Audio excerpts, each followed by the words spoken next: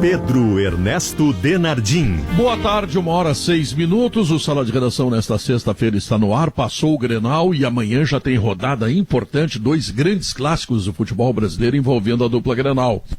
O Inter contra o São Paulo aqui no Beira-Rio e o Grêmio contra o Atlético Mineiro lá em Belo Horizonte. Já na terça-feira tem Libertadores e no outro domingo tem Grenal. No outro sábado, aliás. Minha gente, a coisa não para, é trepidante, é uma loucura. E o Sala de Redação fala para Gimo.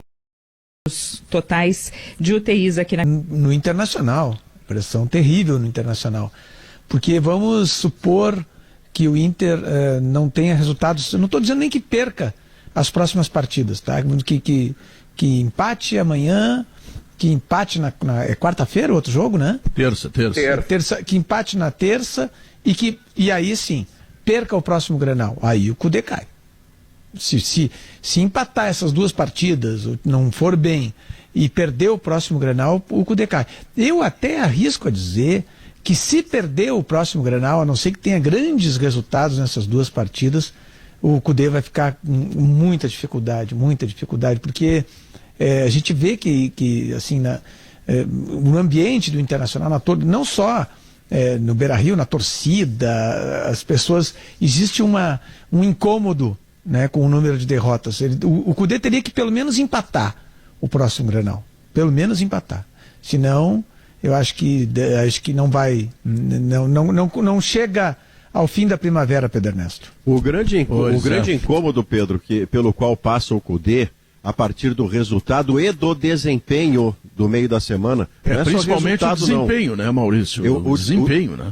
Porque o resultado é assim, perdeu pro Grêmio de novo, que ruim. Tá, mas como é que perdeu? O goleiro do Grêmio foi melhor em campo? Alguém tirou uma bola em cima da linha? Foi um crime? Não foi nada disso. O Internacional levou 2/3 da partida para desfazer uma dobradinha equivocada e paquidérmica na velocidade de saída de bola e, portanto, ficou 2/3 do jogo na sua casa sem agredir o seu adversário. Então isso é desempenho ruim, somado à derrota. O risco que o Cudê corre agora, Pedro, é que já tenha começado, eu não garanto isso, eu não tenho essa conclusão tomada de vez, mas o risco é que o Cudê tenha entrado naquela fase em que é uma espécie de adiamento a cada rodada. Pô, nessa rodada, se ele se der bem, ele fica. Pô, nessa rodada, se ele der bem, ele fica. Pô, para treinador isso é um drama, porque você fica testado a cada 3 dias. E o Cudê pode estar entrando nesse caminho. Eu acho que o teste é o Grenal, Maurício. O teste principal é o Grenal, claro. Como diz o filósofo Adroaldo Guerra Filho, nenhum treinador normalmente resistiria a 4 derrotas em Grenais. O Cudê está resistindo. O homem é forte, hein? Mas, na verdade, Pedro, eu acredito também que o fato dele estar resistindo e de realmente da cabeça dele não ter ido para a bandeja logo é o fato de que não temos público em estádio, né? Cara, se o Beira-Rio está lotado, como ele costuma ficar em dia de Grenal, e o Inter apresenta esse comportamento vergonhoso como foi esse último Grenal, cara, imagina a felicidade dos vidraceiros de Porto Alegre, né? A empresa que ia patrocinar, né? Que ia proporcionar a recolocação de vidros no Beira-Rio. É triste a gente ter que falar isso, obviamente, mas uma boa parte da torcida, né? Uma boa não, a parte mais ruim da torcida vai no patrimônio do clube, né? Posteriormente a uma partida ruim, né? É que apesar de ter jogado muito mal contra o América de Cali, ele ganhou, e as 2 derrotas, assim, inexplicáveis, principalmente contra o Goiás, elas são fora de casa, então não tem Beira-Rio nesse processo. E no Grenal, por mais que o torcedor se irrite, ele está mais ferido com o fato de ter perdido para o adversário do que com o seu próprio treinador. Está mais triste, né, Pedro? Está mais triste do que revoltado, exatamente. Porque ele perdeu pro Grêmio, tá entendendo? Então aí, sei lá, é um negócio meio complicado. Mas é que os torcedores eles reagem de formas diferentes, né? Então, a grande maioria tá triste, mas tem aquela pequeníssima parcela que desconta no patrimônio do clube, quebrando vidro, fazendo arruaça, enfim, vandalismos em geral, que essa é a parte mais triste de todas. A gente conhece, né? São os mesmos, né? É a parte mais triste de todas. Fala, Leonardo. Mas aí, Pedro, a gente precisa ter em mente que não resolve trocar técnico. A gente vai entrar naquela ciranda e aí toda temporada... Ah, não, mas a cultura manda isso. É uma troca de técnicos. Mas aqui essa cultura precisa mudar, Pedro. O trabalho tem que ter mas não vai mudar. continuidade, o trabalho Sabe que não muda. E vou te dizer, vale pro Cudê, e essa posição que eu tô tendo agora não é por ser o Cudê. Na semana passada, inclusive no final de semana, escrevi uma coluna em Gaúcha ZH, tratando como absurda a ideia de que o Renato tinha 5 jogos. O Renato, o cara que completou. Sim, mas o Renato tem 7 títulos, Renato. O Renato tem 10 grenais, é diferente. Mas, Pedro, é que não adianta trocar o técnico, não adianta ficar trocando de técnico, porque vai chegar um técnico... eu sei, mas às vezes adianta, né, Léo? Isso vale para qualquer clube. Tu troca o técnico e aí ele tem aquele efeito vassoura nova. Não, mas peraí, Léo. Remobiliza e depois volta à normalidade. Não, mas há exemplos em que a troca do técnico funcionou. Porque o próprio Internacional... O Inter estava treinado pelo Fossati, lá na Libertadores de 2010, venceu, tal, mas estava com um mau rendimento, trocou pelo Celso Roth. Alguém vai dizer assim, mas o Celso Roth depois teve uma Zembe, mas foi aquela troca que fez com que o Internacional conseguisse seguir em frente e ganhasse o título. Davi, eu não defendo troca de treinador como primeiro passo, acho que é uma comodidade do dirigente para entregar uma cabeça que não a dele. Mas em favor do argumento do Davi, que me parece mais a exceção do que a regra, o fato é que nós temos recentemente uma prova de o quanto uma troca de treinador pode ser espetacular para um time de futebol. Foi a saída do Abel Braga para o ingresso do Jorge Jesus. É verdade que, junto a Jorge Jesus, entraram 4 titulares como Rafinha, Gerson, Mari e Felipe Luiz. Isso faz uma diferença enorme. Mas o Jorge Jesus soube o que fazer com esse material humano. Mas, como regra, entregar a cabeça de um treinador, e, portanto, eu não defendo absolutamente a demissão do Cudê, é mais confortável. Não, mas você Maurício... aplaca a ira da rede social e não vai a sua cabeça para prêmio. Não, tá bem, mas fica... Não, mas vamos fazer o seguinte, ó. O Cudê tem 5 grenais. Ele não fez nenhum gol. Ele perdeu 4. Se ele perdeu o 5º... Ora, isso tem uma força, assim, que, puxa, parece um guindaste desse de obra, assim, aquela coisa fantástica, um caminhão daqueles bem grande, entendeu?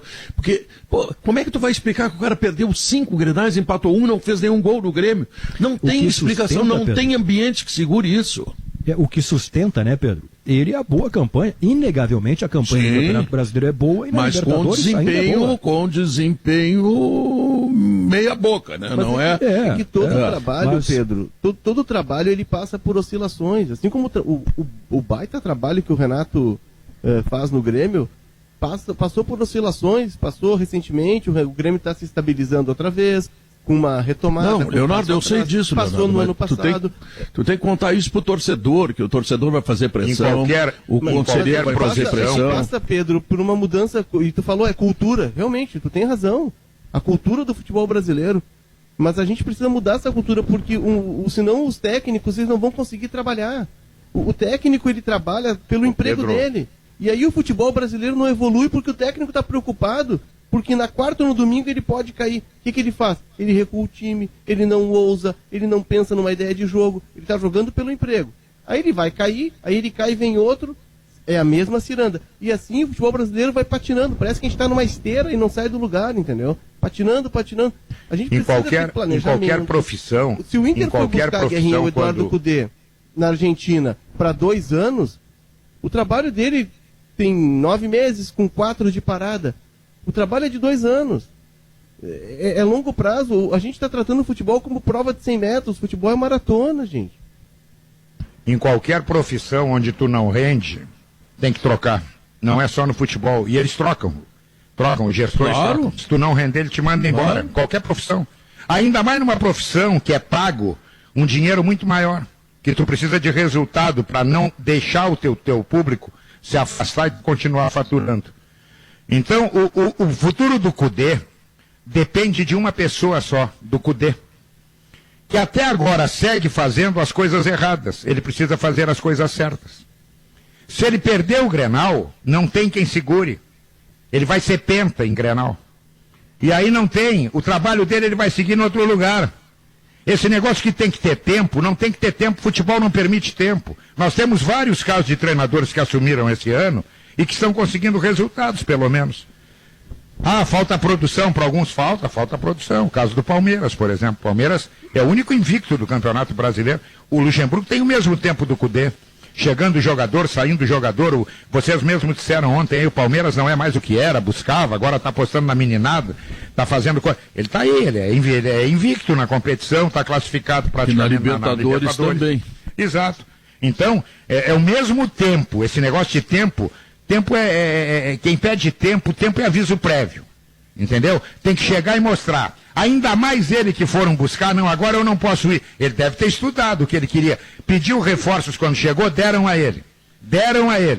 Bom, aí ele não consegue fazer o time jogar. Por quê? Porque escala mal. Depende dele. Ele tem 4 mudanças urgentes, cirúrgicas para fazer no time. 4. Primeira delas, o goleiro tem que trocar. O Moledo tem que jogar. O D'Alessandro tem que jogar. Entendeu? E o Musto tem que sair. Não. Eu vou provar para o mundo que não é assim. A minha ideia é outra. Sabe o que vai acontecer? Ele vai ser chamado no RH em seguida. Ontem à tarde, Pedro, a gente entrevistou, o Simon intermediou e eu estava já procurando para fazer para minha coluna no final de semana, até vou dar um spoiler aqui. Eu entrevistei o Dorival Júnior. Né, uma belíssima conversa. O Dorival está na casa dele, lá em Jurerê, tá fora do mercado, foi demitido do Atlético Paranaense. E o assunto da minha coluna, o assunto da entrevista que vai ao ar no Domingo Sport Show, ele trata exclusivamente dessa questão dos técnicos. E o Tite levantou essa bandeira na entrevista coletiva de sexta-feira passada, mais ou menos nesse horário. O Tite concedeu uma entrevista na convocação, e na segunda, no Bem Amigos, ele voltou a tratar do tema, né? E porque é uma insanidade que acontece com os técnicos. O técnico não tem tempo de desenvolver trabalho. Futebol é continuidade, é trabalho. Não, mas é uma insanidade jogador. Também manter o Musto, né? Pô, é uma insanidade também. Olha, só ele acha isso. Ninguém mais que eu conheço, acho que nem tu não concorda com isso. Não, o Musto Lindoso ele errou. E ontem a gente... Não, só o Musto já é brabo. Só o Musto já é brabo. O Musto Lindoso, ele errou. O Musto é reserva no Inter hoje. Já errou pela 15ª vez. Cudê, virou uma vidraça do Eduardo Cudê. O Musto é reserva. O Musto jogou no Grenal por uma opção errada dele.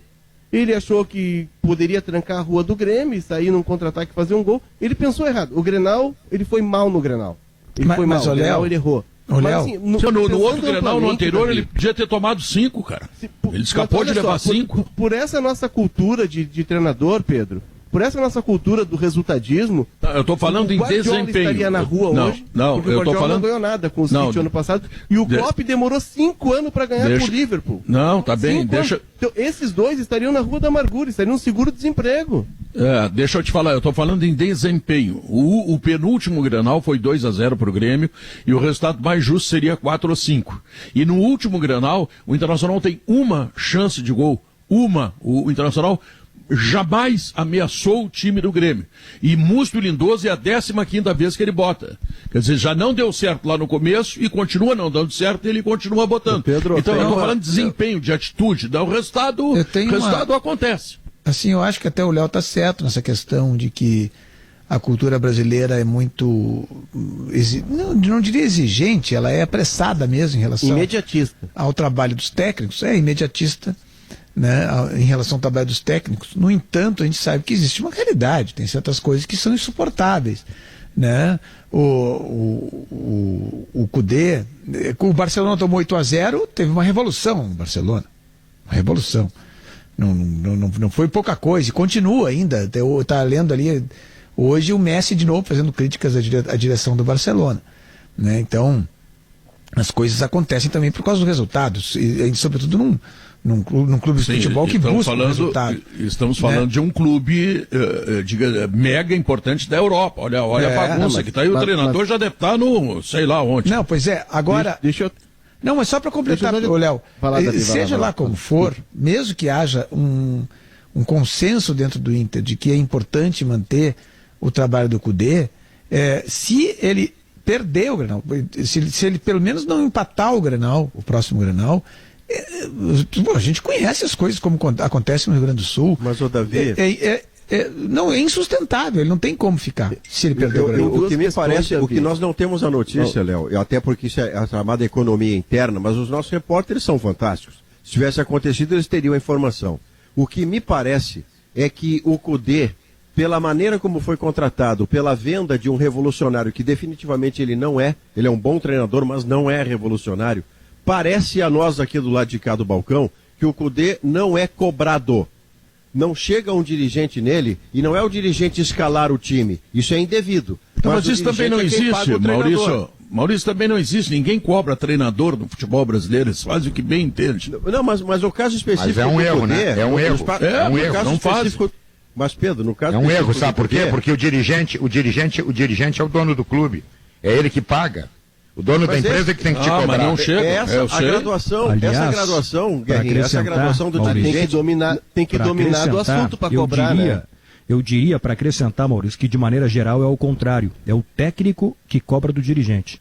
De maneira geral. É uma coletiva, você tem razão, Eduardo, porque uma coletiva onde reiteradamente o Cudê cita, em tom queixoso ou não, mas ele cita o tal elenco curto e cita isso depois de perder para o Goiás com 9 na linha, isso fica indevido. Essa explicação não se justifica. O que está faltando, me parece, para chegar um dirigente, seja o Marcelo Medeiros ou o vice-futebol, dizer assim, Cudê, eu não vou escalar o seu time porque isso não é dever meu, mas você precisa me convencer das suas decisões. Por que você está fazendo o que está fazendo? Porque os resultados não estão acontecendo. Essa é uma cobrança, Pedro, que não é uma ingerência, é uma cobrança do patrão para o seu empregado. E isso não parece estar acontecendo no Internacional. Tem uma questão, Pedro. O Pedro tem toda a razão. Nossa cultura é essa, né? E eu defendendo ou não a manutenção do técnico, a longevidade do técnico, essa é a cultura imposta e ela não vai mudar tão cedo, embora já haja um movimento, né? Tem uma outra questão que me parece que vai ser contra o trabalho do Cudê, e vocês têm razão, o Grenal para ele ganha um tamanho, ganha vulto de jogo decisivo, a não ser que ele tenha uma recuperação fantástica no Brasileirão imediata e na Libertadores, mas tem uma outra questão que ela está entrando no vestiário que vai pesar também contra ele. O ambiente político do Inter está fervendo. Mas eu vou te dizer o seguinte, vou te dizer o seguinte, dentro da direção do Inter tem um candidato de situação e um de oposição. Um dos dois tem que sair. Um dos dois tem que sair, Maurício. Pedro, um dos dois tem que sair. Perfeito. Historicamente, Pedro, o Grêmio Inter aqui, nessa história recente, na história recente, os clubes se dividem, e lá no Grêmio é o mesmo, é o pessoal do CT e eles apontam para a arena e dizem a administração. Aqui no Inter é o pessoal do CT, eles apontam lá para o Beira-Rio, o pessoal da administração. O cenário tem um candidato da administração, que seria o Alexandre Chaves Barcelos, e outro potencial candidato, que vai ser anunciado, isso já me disseram, talvez ainda hoje, que é o Alessandro Barcelos, que é o vice de futebol. Então a gestão tem 2 candidatos. O presidente Marcelo Medeiros marcou uma entrevista coletiva para 5h30. Tem, dentro da própria situação o que pode acontecer. Conversei com algumas pessoas e pode ser sim que seja anunciada a saída do Alessandro. E também me disseram que, saindo o Alessandro, os caras que estão fechados com ele, do Convergência, do Academia Colorada, são vice de administração, vice de marketing, tem mais alguns diretores, eles também podem sair da gestão. Isso foi o que me disseram. Eu estava no telefone até 1h da tarde, pouco antes de começar o sábado. Não, mas tem que sair, eles são oposição. A oposição não pode trabalhar com a situação quando tu tem um clube dentro de uma competição. Pedro. O que aconteceu foi o seguinte, né? Aliás, hoje a entrevista do presidente Marcelo Medeiros está marcada para 5h30 da tarde. Ontem à tarde falou o Alessandro Barcelos, vice de futebol, e diz que não pretende sair do cargo, né? E que não é, pelo menos por enquanto, candidato à presidência. O que aconteceu, Davi, foi o seguinte, né?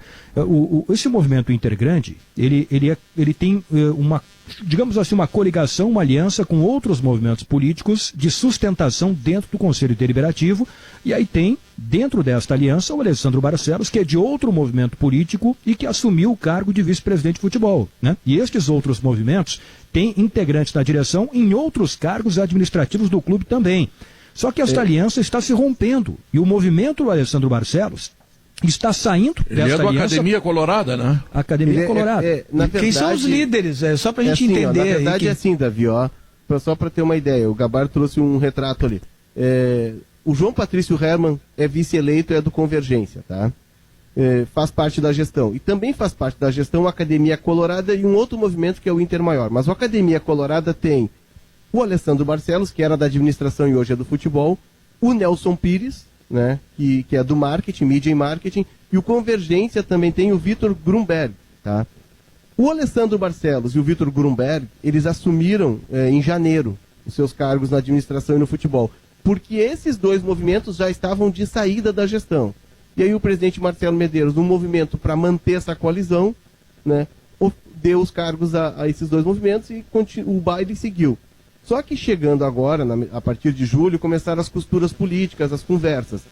O movimento Convergência Colorada e o Academia Colorada, como são afinados, começaram a conversar, apresentar o projeto para um movimento integrante, que é o do Marcelo Medeiros, do Fernando Carvalho, do Giovanni Luiz, que é o maior movimento do Conselho, que é o predominante na gestão.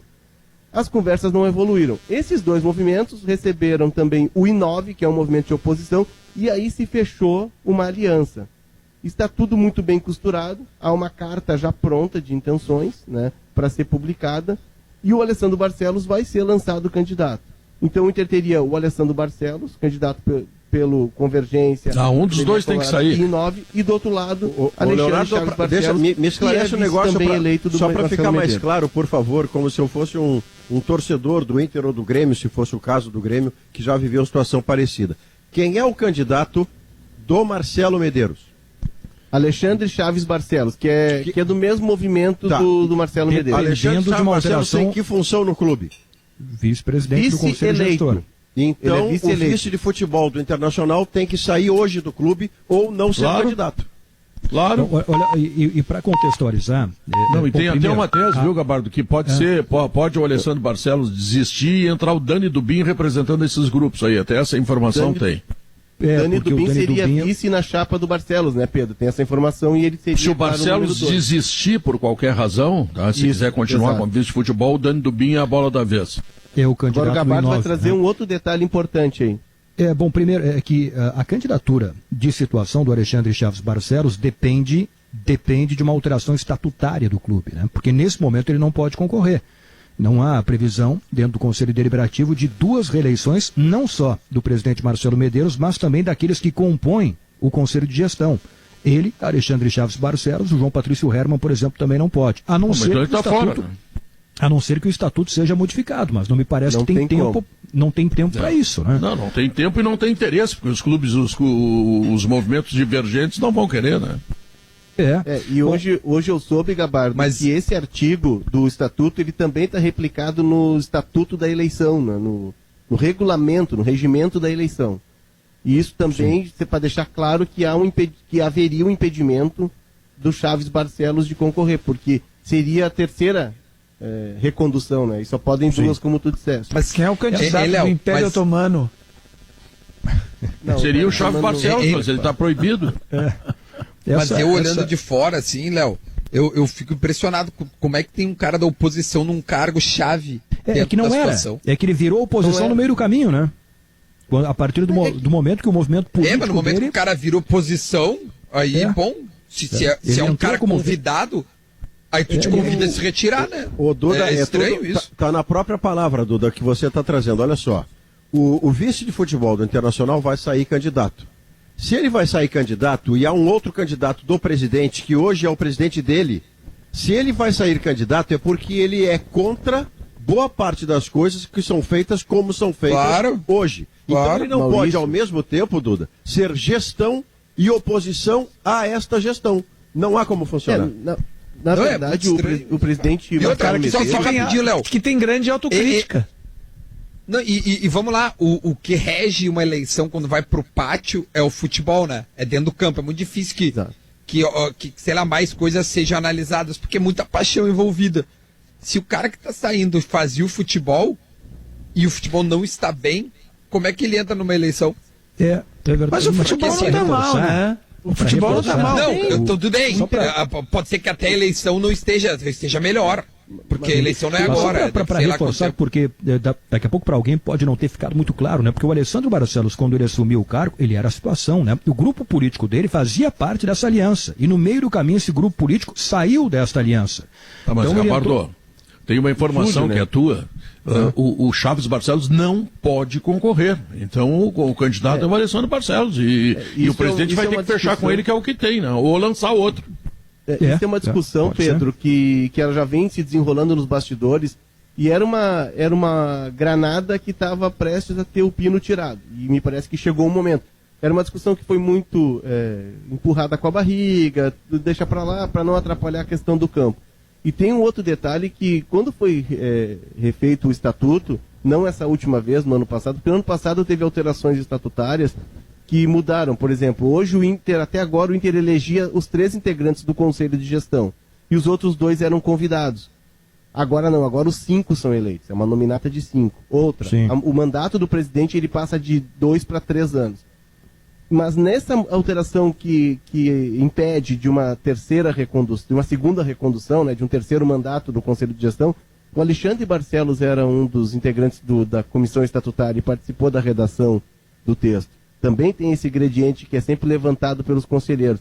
Esse é um assunto que eu venho trabalhando há um tempo, eu venho desde o ano passado conversando, publicando colunas, e sempre foi deixado para lá, assim, não é o momento. Outra questão. O movimento Intergrande, que é o movimento do Marcelo Medeiros, que é o movimento do Fernando Carvalho, do Giovanni Luigi, do Roberto Melo, esse movimento ele rachou. Se criou uma dissidência chamada confraria, que seria assim a velha guarda, aquela turma mais antiga. Tá? Lançaram o nome do José Aquino Flores de Camargo, ex-presidente do Tribunal de Justiça, presidente do Conselho Deliberativo do Inter. Ele foi rechaçado numa reunião, o nome não foi aceito, houve uma discussão muito forte. O que aconteceu? O movimento Intergrande, e aí entrou em ação Fernando Carvalho, entrou em ação o Giovanni Luigi, eles fecharam a questão. Bom, não pode ser o Aquino, vamos então o movimento se unir em torno do Alexandre Chaves Barcelos. Hoje o MIG também teve isso recentemente, hoje o MIG estaria fechado em torno do Alexandre Chaves Barcelos. Muito bem, eu quero dizer que essa eleição, uma informação. Essa eleição tem chance de ir para o pátio? Vai ser equilibrada. Vamos fazer o seguinte, vamos responder depois do intervalo comercial, Gabardo. Com uma informação nova depois aí também. Tá, porque eu tô fechado em torno da linha Aurora Reserva. Ela tem vinhos feitos com uvas selecionadas, com a tradição da vinícola mais premiada do Brasil. A Aurora Reserva da Serra Gaúcha para o Brasil e mundo apresenta. 1h40, curioso para saber a indicação da semana da Frigelar, pois vamos te apresentar a Hidroconforto. A informação que eu tenho é que o movimento Intergrande não trabalha com essa ideia de impedimento, de um impedimento legal para a candidatura. Por exemplo, vamos citar um nome que está sendo comentado, é do Alexandre Chaves Barcelos. O que pensa o movimento Intergrande? É que há uma discussão de interpretação, porque o que diz o estatuto? É que é sobre a proibição de recondução ao cargo. A gente pega o presidente Marcelo Medeiros, né, que foi 2 vezes presidente, não pode concorrer a presidente. Mas quem foi, na avaliação do movimento Intergrande, 2 vezes primeiro vice-presidente ou 2 vezes segundo vice-presidente, pode concorrer a presidente. O que ele não poderia é concorrer exatamente ao mesmo cargo em que estava ocupando, no caso vice-presidente. Então, esta é a avaliação que se tem, é uma interpretação jurídica que certamente será discutida no Conselho Deliberativo do Internacional, mas o movimento Intergrande tem convicção de que Alexandre Chaves Barcelos pode ser candidato a presidente nesta próxima eleição do Inter. O que me parece, Pedro, é que esta eleição poderá ter 3 candidatos e será provavelmente muito apertada dentro do Conselho Deliberativo. Quem é o terceiro? Bom, pode ter o Alexandre Chaves Barcelos, o Alessandro Barcelos, e uma terceira candidatura que pode ser construída. Por exemplo, o Movimento Povo do Clube hoje tem 76 conselheiros. Está buscando Ou seja, também... está no pátio, né? Está buscando também, numa rodada de conversações aí, uma aliança com algum outro movimento político e poderá lançar candidatura também. Não será surpresa se esta eleição tiver 3 candidatos e ela será muito equilibrada dentro do Conselho Deliberativo. Prazo para inscrição de chapas até o final de outubro, a eleição no primeiro turno, no dia 24 de novembro. Mas agora tem um detalhe, Eduardo, de receber Pedro. A gente pode discutir, Léo.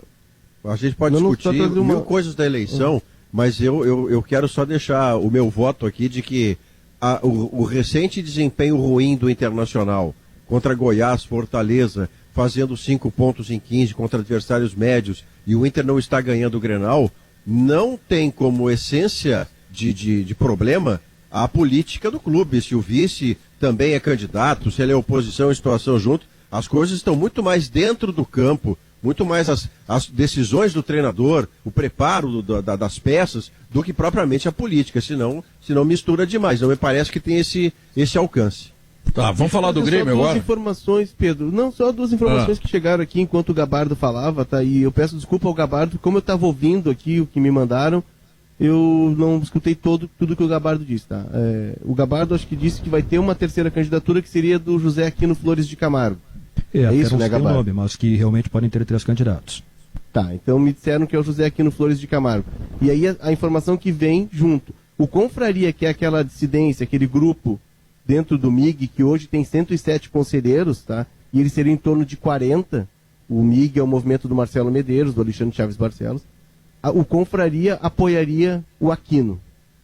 Então isso muda muito o cenário de com uma terceira candidatura dentro do Conselho. E aí tornaria a eleição no Conselho, para onde passam 2, muito disputada. Para finalizar, pelo menos da minha parte, esse assunto. O que sustenta quem apoia a eleição do Alexandre Chaves Barcelos é de que ele foi reconduzido 2 vezes para o cargo de segundo vice. Sim. E isso impediria dele ter a aspiração de ser candidato a presidente. Então, valeria na interpretação apenas por cargo que ocupa. Ele poderia, daqui a pouco, concorrer a presidente, sim. Tá bom. Gabardo, o Grêmio vai com time reserva, titular? Como é que é o Grêmio? Eu diria que um time misto, Pedro. A delegação do Grêmio está viajando neste exato momento para Belo Horizonte para o jogo de amanhã, 9 da noite, contra o Atlético Mineiro, que é o líder do Campeonato Brasileiro. Bom, a primeira informação que eu trago, aqueles 3 que não jogaram no Grenal, né? Eles não vão voltar ainda. Seguem fazendo tratamento para, quem sabe, voltar na semana que vem. Jeromel, Maicon e Jean-Pierre. Bom, aí tem que ver a situação do Kahneman e do PP. Terça, né? Provavelmente terça. Não sei se os 3 vão conseguir voltar na terça-feira contra a Universidade Católica, mas o Jeromel certamente volta. Bom, dá para projetar um time misto para amanhã. Eu ia falar só isso aí, Gabardo. A informação que eu tenho que o Jeromel na terça vai pro jogo. Paulo Vitor ou Vanderlei, Vitor Ferraz, Paulo Miranda, David Braz, Diogo Barbosa, Lucas Silva, Darlan, daqui a pouco não descartaria o Matheus Henrique aparecer também, Luiz Fernando, Isaac e PP. Se ele quiser preservar o PP, pode botar o Ferreira. Mas vai ser um time misto, essa é uma base de time que o Renato pode usar amanhã contra o líder do Campeonato Brasileiro, que ficou descansando durante a semana só treinando. Mas é um time forte, né? Não é mau time, é um time que na defesa e ataque tem bons jogadores. Não tem entrosamento, que é outra coisa. Mas se for o meio-campo titular que o Eduardo falou, esse entrosamento no setor essencial do campo estará preservado. É que do outro lado vem o líder descansadinho, né, Pedro? O mais provável é o campeão brasileiro, né, Maurício? Hoje sim. Porque ele já é líder, ele tem um jogo a menos e ele não tem Copa do Brasil e não tem Libertadores. Mas falta tempo, né? Mas é uma diferença. É uma fotografia do momento. Descansadinho por descansadinho, esse time do Grêmio também tá, né? Porque esses aí não jogaram. Quase todos. Descansadinho também, né? Mas não são os titulares, né? O meio seria o mesmo. O meio são 3 de 11, né? 8 estão descansadinhos, né? Sim, mas são 8 reservas, né, Guerrinha? E eles vêm com tudo. Pedro. Pedro, aí é diferente. É diferente. Calma. Eu já disse pra vocês, vamos esperar segunda-feira. O Grêmio fez o que tinha que fazer contra um adversário que hoje é inferior a ele. Calma. O que tu quer, calma? Vamos ver, me explica melhor. O jogo é todo pro Atlético. Eu também acho. Então tá, então concordamos. Tá. O jogo é todo pro Atlético, seja como for. O Grêmio abriu mão do brasileiro, ele só não fala abertamente. É verdade. Entendeu? É verdade. Concordo plenamente. Acho que não é a primeira vez. O Grêmio vai lá para tentar empatar. O Grêmio vai lá para conseguir um ponto. Um ponto é ótimo também. Nesse caso do circunstância, um ponto é maravilhoso. Agora o cara que disser aqui que vai botar o dinheiro na KTO lá no Grêmio, esse cara não vai fazer isso, pode ter certeza. Pode ser mas em compensação, se acertar novembro tá salvo, não é setembro, é novembro. Novembro tá salvo. Mas o Grêmio vai lá, tanto que primeiro, o que é bom desse jogo? Manutenção do esquema, com o Lucas Silva de primeiro, né, com 2 volantes por dentro, fazendo uma sustentação do sistema tático para colocar de vez essa ideia. Que ainda bem que eu acho que pode acontecer uma coisa, Duda, tu que sabe melhor quem são os jogadores de meio do Grêmio. Como o Grêmio tem um jogo na terça-feira e é o jogo que tem que ganhar, entendeu? Contra a Católica. Se o Maicon não puder voltar, de repente ele possa poupar um da linha de 3 volantes. Por quê? Porque ele corre o risco de perder um jogador. Robinho. Pode ser. Observe esse nome. Esse jogador vai começar a ganhar espaço. Pode escrever. Mas ele tá merecendo, né? Cada vez mais. Ele tá merecendo. A escalação dos 3 volantes que jogaram o Grenal contra o Atlético Mineiro passa pela presença do Maicon na terça-feira. Eu acho que pode ser. Se o Maicon não puder jogar, um deles vai ficar de fora, vai ser poupado para não correr risco na terça. Agora tem um negócio que o Grêmio tá fazendo. Ô Maurício, só para te dar mais subsídios, tá? O que eu acho que pode acontecer. O Robinho, eu acho que vai ser o titular quando o Maicon não jogar, tá? O Maicon deve jogar. Eu acho que ele vai manter Lucas Silva de primeiro, que é o cara que mais tem a característica dessa função de primeiro. Esses dois à frente, o Matheus, eu acho que é titular absoluto. E o outro do tripé é uma disputa entre Jean-Pierre, Maicon, Robinho e Darlan. Tá? O Jean me parece estar perdendo espaço. Não vejo o Renato ser assim muito fã do futebol dele. Enfim, embora ele goste de um armador, um cara que pensa o jogo. Mas me parece que o Maicon é esse cara, o terceiro. Quando o Maicon não jogar, o Robinho deve ser esse jogador. O Grêmio está fazendo certo, eu ia dizer, em relação ao jogo do sábado, porque o Atlético Mineiro se atrapalha com troca de golpes. O Atlético Mineiro tem um encantamento, para mim que gosta de futebol ofensivo, o Atlético ganhar do Goianiense de 4-3 não chega a ser problema. Tomar 3 gols é preocupante, mas ele fez 4 e perdeu um caminhão de gols porque ele cria muito ofensivamente.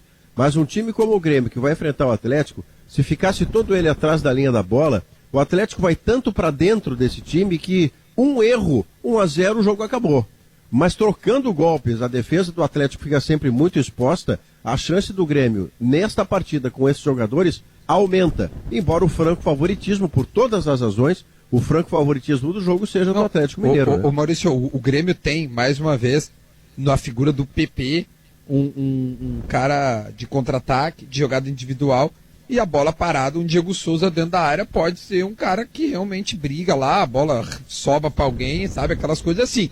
Mas ainda acho cedo pra gente ver uma jogada assim trabalhada, em que conseguimos uma troca de passes, que entramos dentro da área, né, tabelando, etc. E tal, coisas que o Grêmio realmente se acostumou a fazer. Tinha, né, triangulação entre Maicon, Edilson e Ramiro, coisas assim. Isso acho que a gente não vai ter. Porém, bola parada e jogadas individuais fazem parte do jogo. O Grêmio vai usar esses recursos. Falei ontem e repito, mais do que nunca, o Grêmio de 2013 tá voltando. Aquele Grêmio com 3 volantes, em que 1-0, né, um jogo pragmático, por vezes pode até ser um jogo chato, né, porque a gente estava acostumado a ver um Grêmio dar um show. Hoje em dia vai ser um futebol mais objetivo, pragmático, é 1-0, 2-1. Mas para dar o show, tu tem que buscar de volta o Douglas, o Luan, o Ramiro, e fazer eles jogar tudo aquilo que eles jogavam. O Grêmio tem que jogar nas suas limitações, que são muito maiores nesse momento. Recomeço. E aqui tem o entendimento de quem acompanha o Grêmio muito de perto nos últimos anos e sabe que o grupo mudou. Embora a exigência, por costume, é a mesma. Mas bom, não vai dar mais para entregar o que se entregava em 16, 17 e 18. Mas o Jean-Pierre, eu não vejo ele tão fora assim no cenário, Duda, porque na base, e até isso causou uma confusão, que o Jean-Pierre teria jogado de volante. Ele não jogou de volante, ele era o cara que formava o tripé, mas era mais avançado. Ele era um híbrido de meia, ele era um meio campista, né? Não chegava a ser um camisa 10 clássico, mas era um meio campista. Nessa ideia de jogo com o Lucas Silva, o Matheus e o Jean-Pierre, ela é possível que o Jean-Pierre tenha o seu espaço. Até porque o Grêmio vai precisar de um jogador que tenha um passe melhor, que tenha um jogo mais pensado, que tenha o que os técnicos dizem. O problema é o Renato colocá-lo, né? Em profundidade. Oi? O problema é o Renato colocá-lo. Pois é, mas o Palmeiras bateu aqui com um ônibus de jogador e oferecendo. Scarpa, Rony... Não, mas aí é o seguinte, essa avaliação... Aí não adianta tu ter esse jogador e ele virar um espectador no banco. É que essa avaliação deve ter sido feita pela direção. A direção deve ter dito o seguinte: olha, esse negócio não vale a pena. Nós vamos pegar jogadores veteranos que não vão render dinheiro nenhum se a gente tiver que repassar. Não, mas não tem mais não tem o mercado do Jean-Pierre, né? Não tem o nome, o mercado. Os clubes de diversas partes do mundo estão olhando para o Jean-Pierre. Esse é um exercício. Esse é um exercício de futurologia, viu, Maurício? Tu descobrir quem é que vai ser melhor. Mas tudo indica que o Jean-Pierre tem muito mais futuro do que os outros jogadores. Claro, é verdade. Mas para vender o Jean-Pierre, tu não pode vender com o banco de reserva junto, né? Não, eu sei. Tem uma bronquinha com o Renato. O Jean-Pierre cruza bem a perna no banco. Por isso que eu estou dizendo, Léo. É isso que tu disseste, que esse meio-campo aí, Lucas Silva, Matheus e Jean-Pierre, isso levando em consideração que o Maicon se lesiona muito. Não sei exatamente qual é o problema físico dele, mas enfim, ele não consegue ter sequências de partidas, então o meio de campo seria, a lógica diz que seria Lucas Silva, Matheus e Jean-Pierre. Eu também acho um ótimo meio de campo. Pois é, Davi, uma coisa que eu queria propor, que quando a minha internet aqui quebrou e voltou, é nessa levada que você vai, mas eu quero propor para a mesa inteira. Neste elenco do Grêmio, o Jean-Pierre, claro que em condições normais de temperatura e pressão, o Jean-Pierre não pode ser reserva do Grêmio. Eu acho que o Jean-Pierre é titular de qualquer time do Brasil, Maurício. E de qualquer time e digo mais, se o Jean-Pierre ele corrigir alguns pequenos defeitos que ele tem, ele é jogador para a seleção brasileira, pelo jeito que ele joga, pela capacidade isso que a direção do Grêmio pensa. A qualidade do Jean-Pierre pode ser medida na proposta do Palmeiras ao Grêmio. O Grêmio libera 10 milhões do Diogo, mais o Grêmio 2 jogadores. 2 meias, o Grêmio vai dando, o Palmeiras vai dando à vontade. Vocês entram aqui, procura escolher, mas me dá ele lá. Quer dizer, aí pode ser medida a qualidade dele. Guerrinha, estou preocupado com a tua tranquilidade, Guerrinha. Por isso escalei a Ruder Segurança para cuidar do teu condomínio, Guerrinha. Tu tem que conhecer os serviços integrados de portaria, vigilância, recepção, câmeras e alarmes monitorados. O Guerrinha está protegido, a Ruder segura tudo. LG, o leite gaúcho, ele tem tradição e qualidade desde 1959. Estamos de volta, 2h03. Quer ter um gramado sempre em dia? Ele deve sair porque a CBF está marcando, mas eu, a essa altura, não vejo como ele devesse sair. Não é por uma questão de equilíbrio técnico, desequilíbrio técnico, não. Não, eu estou falando daí de uma questão pura de saúde pública. Quando um clube tem um surto, onde mais de 2/3 dos seus profissionais estão atingidos, eu tenho a impressão que não há segurança de que os não atingidos não sejam os próximos atingidos, não estejam a caminho de um contágio também. Então não me parece seguro, e eu não sou médico, não vou chutar de charlatão, mas não me parece seguro, sanitariamente falando, colocar a jogar um elenco de jogadores onde 2/3 deles estão ou estiveram coronados. Mas a CBF está marcando o jogo até... Deve colocar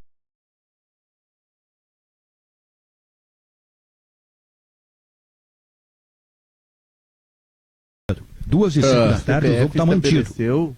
O jogo está mantido, né, Léo? Hoje eu escutei a entrevista do secretário-geral da CBF. Não, participou, hoje. Né? Porque tu é marido da mulher que apresenta. Aproveitei que o microfone estava em casa aqui e já fiz uma pergunta, né? Não pode ver o microfone. A panelinha. Não, mas a situação está clara, a CBF ela não quer e eu acho que ela não vai mexer nesse jogo. Tanto é que ela está colocando essa nova regra, né? Se qualquer time, qualquer clube tiver 13 jogadores em condições, tem que jogar. O jogo vai sair. E ela está aumentando para 50 o limite de inscritos no Campeonato Brasileiro, então se coloque jogadores das categorias de base. O que a CBF não quer, por questão de calendário, é mexer mais na tabela. Olha, eu tô achando que esse jogo vai sair. O Flamengo alega... Eu estava ouvindo hoje o Feldman, jogadores... a entrevista do Feldman, e ele estava contando que na Comebol, se tiver 7 jogadores, tem que entrar em campo. Se não é VO. Se não é VO. Agora, deve ser uma coisa mais linda, né? Mas a Comebol fez uma coisa prudente. Inscreve até 50 jogadores. Quer dizer, tu não vai ter 50 contaminados, né?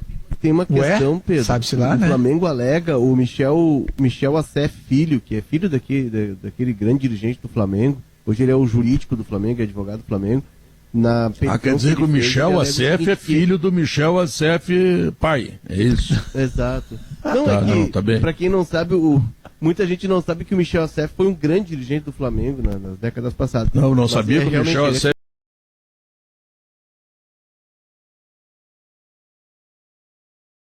Nem sempre o filho é o filho do cara. Pai, às vezes, não é o que faz, é o que cria.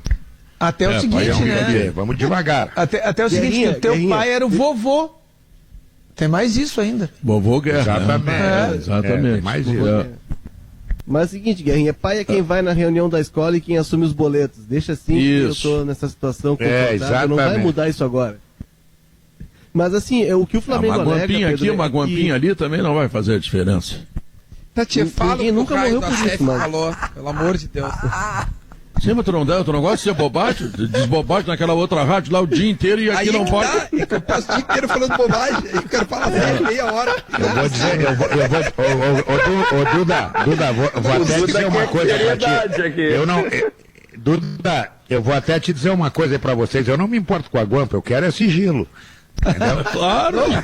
Muito sério, o cara que não levou uma guampa, ele não tem a maioridade. Um amigo meu uma vez falou o seguinte, Pedro, o problema não é a guampa, o problema é a vaia da torcida. Você sabe que tem uma história que não é dada como mentirosa de um grande treinador que vive neste país. Eu não vou reduzir geograficamente, porque senão vai ser muito fácil dizer quem é, e eu não tenho a prova, eu não estava junto, eu só tenho da notícia, da informação. Mas é um grande treinador deste país que uma vez estava assediando não no sentido pejorativo de hoje, né? Estava tentando alguma coisa com uma determinada atriz muito bonita do Carnaval do Rio de Janeiro. Flertando. Não mais do que isso, a pedra estava comendo mesmo. E aí ele conseguiu que ela topasse o que ele propunha. Mas ela deu a seguinte condição: tu não conta pra ninguém. Ao que ela teria ouvido do rapaz: não, se eu não contar pra ninguém, não faz nenhum sentido. Não quero, claro. Qual é a graça? Tá, mas e aí, Leonardo, o Assef? Não, o que ele alega no que encaminhou para o STJD na petição é o seguinte: esses jogadores que estão disponíveis, eles precisariam ficar de quarentena até segunda-feira, porque eles estavam lá convivendo com os atletas contaminados no hotel em Guayaquil, e por isso o Flamengo não quer entrar em campo. Claro que tem toda uma... O oficial tem uma razão lógica. E também né? ela tem embasamento, né? Não é aleatório. Esses jogadores estavam sim em contato com os demais. Pois mas... A CBF quer que o Flamengo coloque em campo os jogadores que não estavam em contato, né? Que coloque os jogadores das categorias de base, e é isso aí. É o que a CBF quer. O Flamengo não forçou? Aliás, não forçou para que voltasse o futebol? Forçou, né? Então agora aguenta as consequências. O Flamengo foi o primeiro clube do Brasil a insistir com a volta do futebol. Primeiro. E tem mais, né, Davi? O Flamengo está alinhado com o Rubens Lopes, presidente da federação, e quer a volta de público porque no Rio ela teria sido permitida, né? E ontem teve uma reunião na CBF e ela não acabou porque foi uma gritaria e uma discussão muito forte entre o Rogério Caboclo, presidente da CBF, e o presidente da Federação Carioca. O presidente da Federação Carioca chegou a dizer que o Caboclo não tinha tomado o Gardenal dele. Foi nesse nível. E a reunião foi acabada pelo Walter Feldman. Por quê? Porque os clubes e a CBF querem isonomia. Vai voltar público quando tiver todos em condições de receber público. E o Flamengo, mais uma vez... Ontem eleição, né? Ontem nós tivemos cerca de 800 mortes no Brasil por Covid-19. É claro que diante de um número desses não é hora ainda, né? Claro que não, né? Vamos pensar esse 21 lá de janeiro, sabe? E tem a questão da isonomia, Pedro. Você não pode absolutamente fazer um campeonato continental como é o Brasil, em que o Flamengo, o Botafogo, o Vasco e o Fluminense podem ter torcedor, e o Internacional e o Grêmio não podem, e o Sport pode, e o Corinthians não pode. Não dá para fazer campeonato assim. Não é possível. O que é a Duda? Não, eu acho que volta o futebol, a torcida, né, os tal dos X% em novembro ali, de verdade. Eu acho que esse debate se arrasta por outubro, em novembro. Se a situação estiver boa, tudo bem, né? Não, mas eu acho que vai... Porque uma coisa, Duda, é assim, ó, alguns de nós defendemos a volta do futebol, tá? Nós defendemos no universo de 150 pessoas dentro de um estádio. Tá, que conforme o relato dado pelo Gabardo, ele chegou lá em Fortaleza, mostrou o exame, tirou a febre e um funcionário designado o levou até o local que ele deveria ficar e dali só poderia fazer xixi ou cocô no banheiro, não poderia fazer mais nada. Tá entendendo? Bom, não te deu vontade de nada disso, né, Gabardo? Não, xixi deu, né, Pedro? Xixi deu. Ah, não, mas eu fiquei na banca. Lavou as mãos, né? Lavou as mãos. Lavou as mãos, claro. Né, Gabardo? Então, mãos, tu tem água, o domínio... tu tens o domínio absoluto de um universo de 150 pessoas. Agora, de 20 mil pessoas não tem, cara, isso é impossível. Tu imagina assim, um baile, agora na Semana Farroupilha com os serranos ou com farrapos, 2.000 pessoas. Como é que tu controla isso? Não tem como. Agora tu imagina com 20 mil pessoas no Maracanã. Mas isso é um absurdo, isso é uma coisa completamente desconexa dos tempos que nós estamos vivendo. Fala. Pedro, 30% de 55 mil dá 17 mil pessoas, quase isso. 30% de 50 mil, 15 mil. Esses números, 15, 16 mil, representam a média de Grêmio e Inter na temporada inteira, ou seja, é o público normal. Tira aqueles grandes jogos que lota a Arena e Beira-Rio, é o público normal do jogo em Porto Alegre. Não é o público normal nos jogos do Flamengo. E outra coisa... Pedro, se liberar a torcida, né, essa porcentagem que ficaria, por exemplo, em termos de Grêmio, onde eu frequento, vamos lá, é a média de... Dá mais, tá, de vez em quando, mas é média, tá? Média da Arena, se eu não me engano, é 16 mil, que é mais ou menos esse... Só que além disso, muita gente ficaria muito receosa de voltar. Tipo, mesmo que tivesse permitido, se vocês quiserem, tá liberado, tá? Não é tu acha que só porque tá liberado todo mundo vai? Tem certeza. Não, mas, Duda, eu discordo de você. Se liberar 17, vão 17 e vai ter gente em volta fazendo churrasco. Não, tudo bem, pode ser que sim, mas é que de verdade, tem gente que, embora se reúna num churrasco com 10 pessoas, numa aglomeração com 1.000, já deve pensar 2 vezes. Duda, não, eles vão pros bares. E vou te falar, o sinal disso foi na saída de Grêmio Inter dos hotéis, e o relato dos nossos repórteres é de que tinha aglomeração. Eu acho que tem gente suficiente para ir, entendeu? Só que eu não sei se vai. Tá liberado 15 mil, eu não sei se vão os 15 mil, é só isso que eu tô dizendo. Não sei de verdade, porque realmente tem muita gente. Mas se for 5 mil, é muita gente, cara. Mas acho que 5 mil sim, 5 mil acho que vão. 5 mil, sim. Aquela galera ali, que tava ali fazendo alentaço e tudo mais, já beiram 5 mil ali. Mas eu acho, Duda, e concordo com o Maurício, que vão 15 mil e mais ainda para ficar em volta, porque os caras estão numa seca de futebol desde 12 de março. A hora que liberar, a disputa por ingresso vai ser muito grande. Mas se liberar é porque... que se liberar para todos os lugares... É porque realmente se entendia que tá ok, né? Mas já não vai acontecer, né, Duda? Só para deixar claro, aqui no Rio Grande do Sul, por exemplo, enquanto o Rio está liberando para amanhã, se fosse o caso, no Rio Grande do Sul já foi dito pelo governador e pelo prefeito que não será liberado torcida nos estádios Beira-Rio e Arena. Então. E se todos concluírem, só vamos liberar se todos os estádios forem liberados? Exatamente. Não será liberado. Então será liberado. Posso deixar uma manchete para depois, se quiser? Sim, agora, por favor, isso é importante. A manchete. Faltam 10 dias para o final da novela Cavani. Independente do Grêmio, eu acho que esse é um assunto de interesse mundial, porque o que tem de clube agora, o Atlético Mineiro tentou também, todo mundo quer o Cavani, e ele não acertou com ninguém. Na contagem, deixa eu atualizar agora, 87 dias o cara está sem contrato. Faltam 10 dias para terminar essa novela. Tá bom, vamos ao intervalo comercial e voltamos em seguida.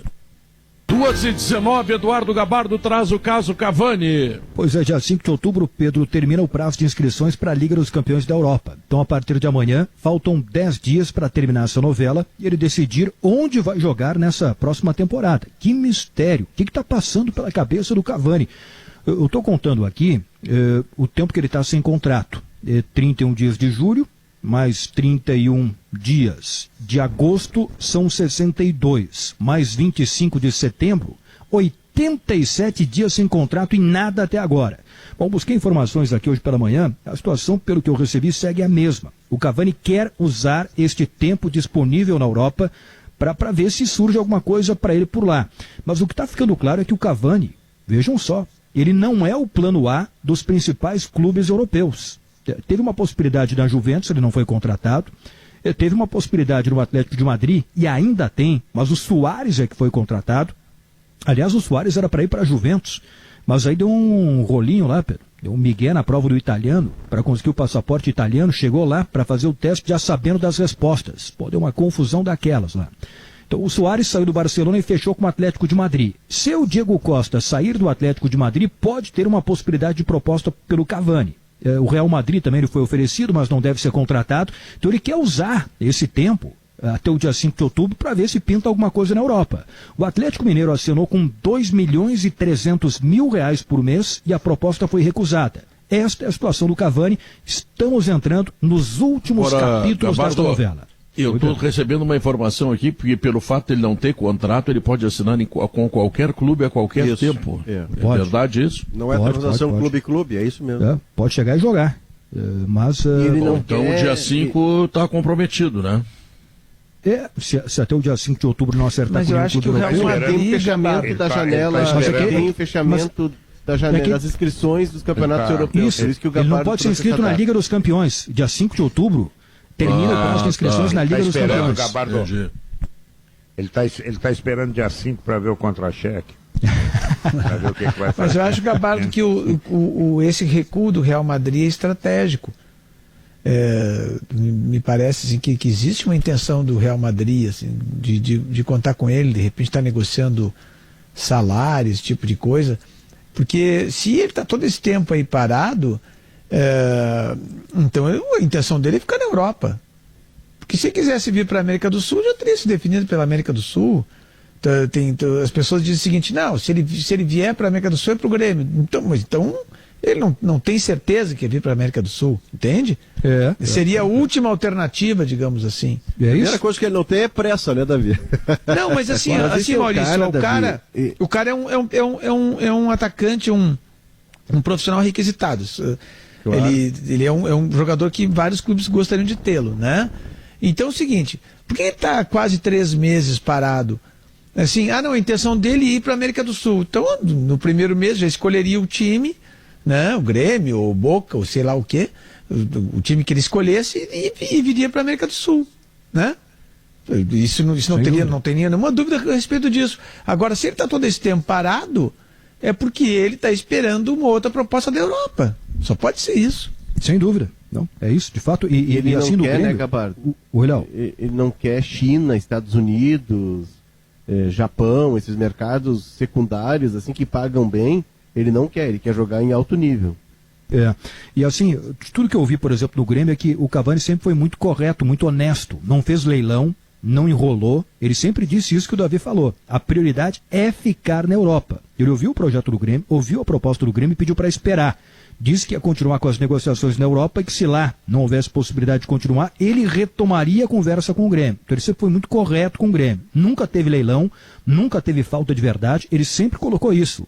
Então não teve nem retomada de conversa com o Grêmio, porque a situação é essa. Ele está tentando ainda jogar na Europa. Então, mas o Grêmio vai contratar centroavante, né? Tá falando no Stuani, aquele, né? O Stuani do Girona, ele não vai ficar lá. O uruguaio, aliás, da seleção uruguaia, convocado para o início das eliminatórias da América do Sul. A propósito, Pedro, hoje o Gabriel Jesus foi cortado e foi convocado o Matheus Cunha. Para o jogo contra a Bolívia e contra o Peru. Stuani foi convocado para a seleção do Uruguai. Esse é um nome que interessa ao Grêmio. O que está ficando claro aí? O mercado brasileiro está começando a ficar inviável porque muitos jogadores já completaram 7 jogos, não podem mais jogar pelo Campeonato Brasileiro. Então o Grêmio está de olho no mercado exterior. Vocês lembram, né, que teve especulação de alguns nomes do mercado brasileiro, Wellington, Gilberto, Kleber, centroavante do Ceará. Nenhuma contratação deu certo, mas o Grêmio não desistiu. Aliás, esse moço do Ceará aí parou de fazer gol, né? Olha, faz tempo que eu não vejo um gol dele. Parou mesmo. Acho que o Grêmio escapou de uma fria, hein? Ele teve um momento bom que não durou muito tempo. Mas então o Grêmio agora está trabalhando no Ceará, né? Joga no Ceará. O Grêmio está trabalhando. O Ceará está ganhando todo mundo, cara. Ceará. Pô, Copa do Mas Brasil. ainda agora. assim é o Ceará. Ainda assim é o Ceará, é verdade. Então o Grêmio está trabalhando sem alarde nos bastidores, mas continua tentando um centroavante, especialmente um volante e talvez um meia, se houver possibilidade. Não fala em volante que o Maurício passa mal o fim de semana inteiro. Não, se for volante bom, nunca me preocupou. O meu problema é o seu problema de querer volante ruim ou qualquer jogador ruim. Um jogador ruim vai fazer outra coisa na vida. Peraí. O Gabardo. Não, tu não pode ser um troço desse, Maurício. Eu não quero ruim. Eu digo que se não tiver o bom, bota o ruim. Não, que eu quero. Então você aceita o ruim, você quer o ruim. Agora eu tava pensando, o Lucas Silva não tá suspenso na Libertadores? O Lucas Silva... Eu acho que ele tomou o terceiro cartão, cara. Tá suspenso, né? Ele deve jogar amanhã, então. Vai jogar. Vai jogar. Quem pode amanhã levar uma folga e merece uma folga é o Alisson, né? O Alisson parece que folgou só contra o Novo Hamburgo. Depois eu acho que ele folga. Ele, o Kahneman, sei que o Kahneman não viajou. O Alisson, o Vanderlei também parece que vai folgar. Vai jogar o Paulo Vitor. Eu acho que é por aí. E acho que o Orejuela também folga. Realmente o Grêmio largou e os o Campeonato lesionados Brasileiro. voltam algum? Não. Jean-Pierre, não. Os três ainda não. Eu acho que o time amanhã, eu não sei se o Gabardo tem essa informação, mas eu posso sentar contigo aqui, Gabardo. Vamos lá, eu passei um provável aqui, mas vamos lá. Paulo Vitor, Ferraz, Paulo Miranda, David Braz e Diogo Barbosa. Isso aí. Lucas, Matheus, Darlan ou Robinho. Do lado direito, Robinho ou algum outro, porque o Alisson não deve jogar. PP de um lado. E não sei se o Diego Souza joga também. Não pode ser o Guilherme Azevedo na direita? Pode ser o Ferreira, né? Eu tenho gostado dessa amostragem, que nem você, Pedro. Guilherme Azevedo, eu tenho gostado do que vejo. O Isaac pode aparecer como centroavante, né? Isaac, bem lembrado. Acho que ele pode ser o centroavante. Por isso que o Grêmio está buscando centroavante, né? Porque, o Grêmio podia testar um ataque com 3 azougues, né? O Guilherme Azevedo, o PP e o Ferreira. Podia. Era bom de ver, eu também acho. Para segurar essa gurizada correndo é um problema. Como diz o Guerrinha. O Grêmio vai lá pra sua jipa. Mas é rápido. o Grêmio renovou com o Elias, viu? Renovou, em seguida o Elias deve figurar aí, já está inscrito na Libertadores. A dificuldade até ontem... ele tem que fazer recondicionamento físico, Léo. Em seguida, por isso que eu disse tudo. Em seguida ele deve começar a figurar. Mas nós só vamos começar a ouvir falar dele agora. Exato. E havia uma dificuldade, Duda, que me foi passada, mas isso eu preciso atualizar hoje, mas até então era um obstáculo para renovar com o Pedro Lucas, Pedrinho, né, o meia, Sim. Campeão mundial sub-17, jogou na Copa São Paulo e tá complicada a renovação. E agora o empresário dele, que antes era o Jorge Machado, é o Bruno Paiva, filho do falecido Mário Sérgio. Muito bem. Bom, são 14h28h30. Muito obrigado a todos vocês que fizeram o programa, né? Mas eu quero chamar o Alemão porque a hora é dele e vem aí o Gaúcha Mais. Conta aí, Alemão. Pedro, o Gaúcha Mais vai começar falando sobre o